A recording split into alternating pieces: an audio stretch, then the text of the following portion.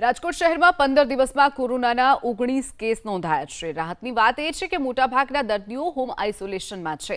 મહાનગરપાલિકાના આરોગ્ય વિભાગ અનુસાર હાલના સંજોગોને ધ્યાનમાં રાખી ભીડભાડવાળી જગ્યા પર લોકોએ માસ્ક પહેરવું જરૂરી છે, તેમજ ડાયાબિટીસ અને કેન્સર સહિતના દર્દીઓને સાવચેત રહેવાની પણ જરૂર છે।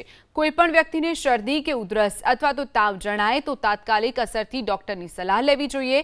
મહાનગરપાલિકાની ટીમ સંક્રમિત વ્યક્તિના ઘરે જઈને તેમની સારવાર કરી રહી છે। આ જોવા જઈએ તો છેલ્લા 19 તારીખ પછી અત્યાર સુધીમાં કુલ 24 કેસ છે કોવિડના જે છે નોંધાયેલા છે। આજે જે છે ગઈકાલના 24 કલાકની અંદર 8 કેસ જે છે નોંધાયેલા છે। જોવા જઈએ તો એક્ટિવ કેસની સંખ્યા હાલ જે છે 23 છે। એક કેસ જે છે સક્સેસફુલી ડિસ્ચાર્જ કરવામાં આવ્યો છે।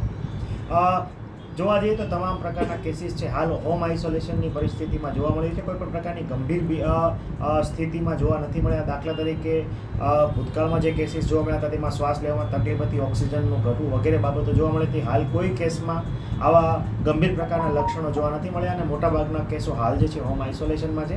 એ આપણા માટે રાહતના સમાચાર કહી શકાય।